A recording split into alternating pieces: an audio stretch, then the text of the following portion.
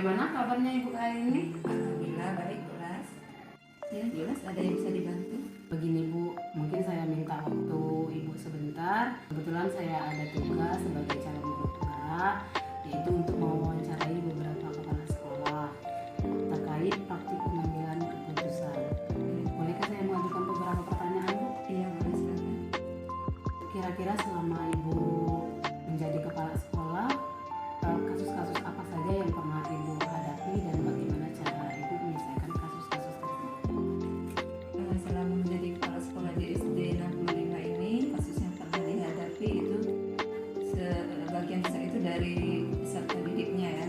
Yang pertama itu masalah kedisiplinan, kerapian pakaian, karena sebagaimana kita ketahui bahwa di SD 65 ini mayoritas orang tuanya itu bekerja sebagai petani. Jadi pernah ditanyakan mengapa sih Bu anaknya kurang disiplin, tidak mengerjakan PR atau sering tidak masuk sekolah. Alasan mereka karena kami ini pagi-pagi sudah berangkat kerja, Bu. Jadi kurangnya perhatian dari orang tua gitu. Baik Bu, jadi di sini ada beberapa pertanyaan ya Bu ya. Pertanyaan yang pertama, bagaimana Ibu dapat mengidentifikasi kasus-kasus yang merupakan dilema etika ataupun rujukan moral?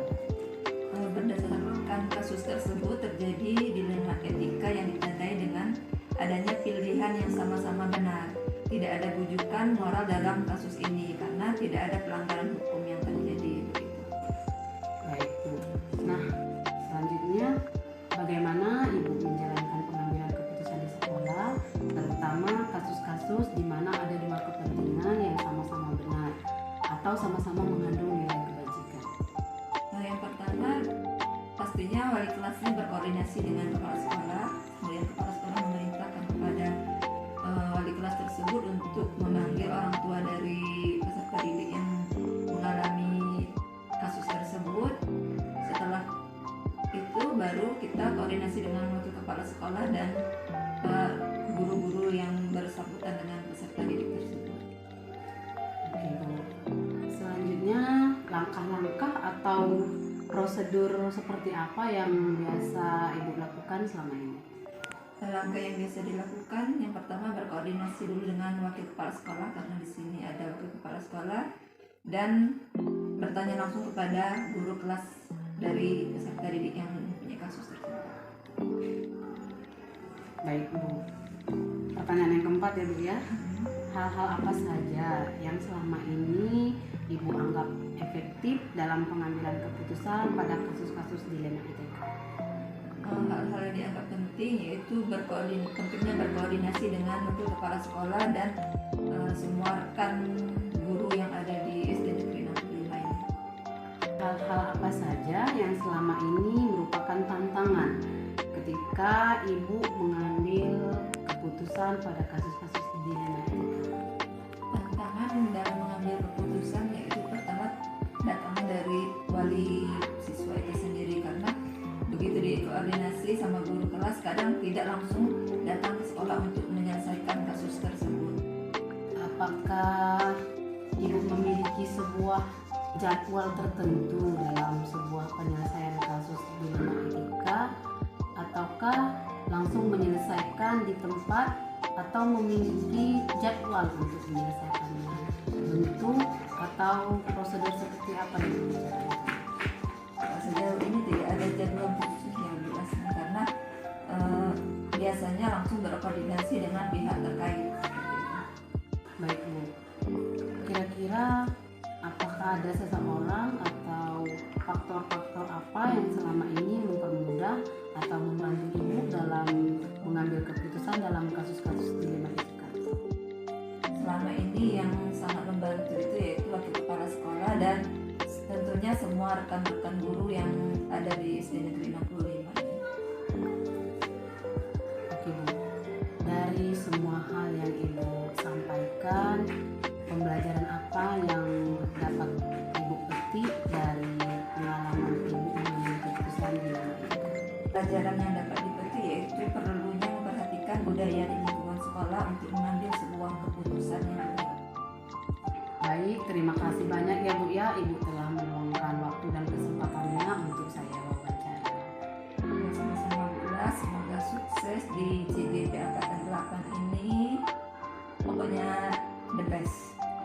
terima kasih banyak Bu. Kalau begitu saya permisi dulu ya Bu ya. Terima kasih.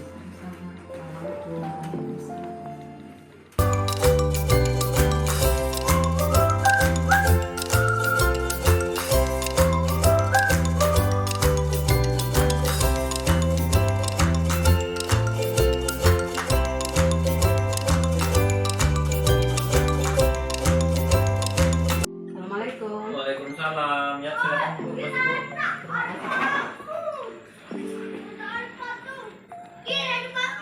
Ya, silakan duduk. Ya Pak. Ada yang bisa saya bantu? Jadi begini Pak, saya sebagai calon guru penggerak di sini ada tugas untuk mewawancarai beberapa kepala sekolah. Jadi nanti mungkin saya minta waktunya sebentar ya Pak ya. Ya, boleh Bu, dengan senang hati. Bolehkah saya mengajukan beberapa pertanyaan Pak? Ya, silakan. Iya. Jadi selama Bapak menjadi kepala sekolah di SD Negeri 67 ini, kira-kira kasus apa yang pernah Bapak hadapi? Baik. Selama ini diantaranya kasus yang pernah saya hadapi di sini yaitu saat pengambilan keputusan ya agar membuat nilai anak melebihi KKM saat pengisian rapor. Nah, untuk menghindari agar anak tersebut tidak naik kelas, nah sehingga bagaimana saya menyelesaikannya agar anak tersebut dapat naik kelas namun bertentangan dengan aturan yang ada di sekolah ini. Baik Pak, jadi di sini ada 8 pertanyaan yang saya akan tanyakan kepada Bapak terkait kasus yang telah Bapak sampaikan tadi. Pertanyaan yang pertama ya Pak ya, selama ini bagaimana Bapak dapat mengidentifikasi kasus-kasus yang merupakan dilema etika ataupun rujukan moral? Baik. Berdasarkan kasus tersebut ya, adanya dilema etika karena harus memutuskan di antara pilihan yang sama-sama masuk akal. Sehingga untuk mengidentifikasi antara dilema etika dan bujukan moral dapat dilihat dari alasan pembuatan keputusan. Nah, jika ada alasan yang masuk akal dan dibenarkan, maka masuk ke dalam dilema etika. Nah, sedangkan jika alasannya tidak sesuai, maka masuk ke dalam bujukan moral. Itu. Baik Pak. Selanjutnya pertanyaan yang kedua, selama ini bagaimana Bapak menjalankan pengambilan keputusan di sekolah Bapak, terutama untuk kasus-kasus di mana ada dua kepentingan yang sama-sama benar atau sama-sama mengandung nilai kebajikan? Kalau saya setiap pengambilan keputusan saya mempunyai suatu katakanlah kunci saya yaitu harus bermusyawarah dengan guru dulu sebelum mengambil suatu keputusan. Nah, jadi itulah. Jadi intinya saya mengadakan musyawarah dengan guru dulu. Jadi saya tidak serta-merta saya sendiri mengambil keputusan. Jadi kami bermusyawarah dulu gitu. Oke Pak. Sekarang pertanyaan yang ketiga, langkah-langkah atau prosedur seperti apa yang biasa Bapak lakukan selama ini? Jadi prosedur ya ataupun langkah tadi ya itu tadi. Jadi yang saya lakukan itu yaitu dengan mengajak guru untuk bermusyawarah. Nah, dalam musyawarah tersebut kami berdiskusi melalui rapat internal tentang kasus yang akan dibahas. Itu saja. Iya baik Pak.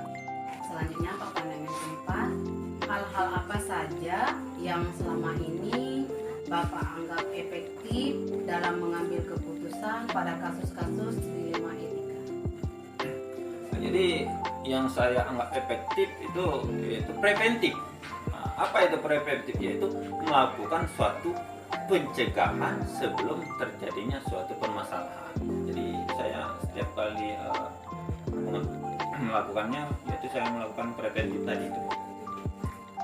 Oke Pak, hal-hal apa saja yang selama ini merupakan tantangan dalam mengambil keputusan yang Bapak hadapi pada kasus-kasus dilema etika? Nah, ini yang berat sebenarnya.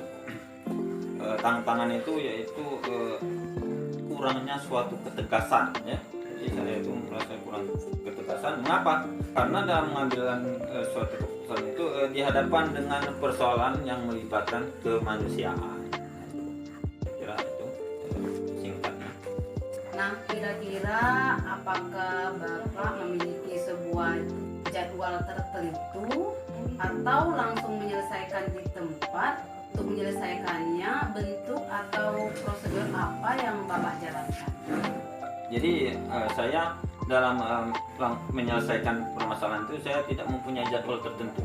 Yang saya lakukan yaitu langsung menyelesaikan apabila terjadi suatu permasalahan, langsung saya selesaikan dengan tadi yang saya jelaskan di awal tadi, saya langsung memanggil stakeholder terkait, dalam hal ini guru-guru, kami rapat dan membahas masalah tersebut sehingga masalah tersebut tidak berlarut-larut dan dapat terselesaikan sedini mungkin.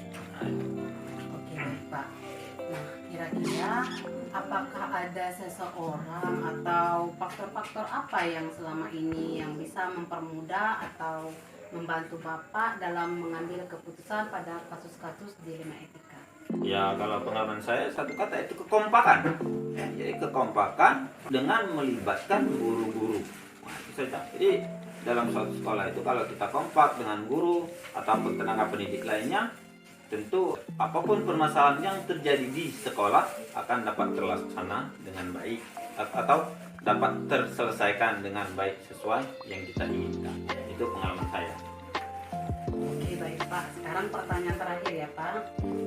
Dari semua hal yang telah Bapak sampaikan, kira-kira pembelajaran apa yang dapat Bapak petik dari pengalaman ketika mengambil keputusan dilema etika? Ini merupakan suatu pengalaman berharga ya, ataupun bagi saya, tapi tidak menutup kemungkinan bagi orang lain ya. Karena jadi saya berbagi sedikit ya. Jadi dalam melihat dari pembelajaran yang saya ambil, tidak semua yang kita anggap benar itu adalah benar, karena harus melihat dari semua sisi. Jadi itulah yang dapat saya sampaikan. Oke, baik. Terima kasih atas waktu dan kesempatan yang telah Bapak sempatkan untuk saya. Terima kasih Bapak telah membantu saya dan mempermudah tugas saya. Itu saja ya Pak ya. Saya pamit undur diri ya Pak ya. Ya, sama-sama Bu. Saya juga senang ya dapat membantu Ibu dan dapat berbagi pengalaman walaupun sedikit ya. Ya, selamat bertugas. Semoga sukses ya. Oke, terima kasih ya Pak ya. Ya, sama-sama.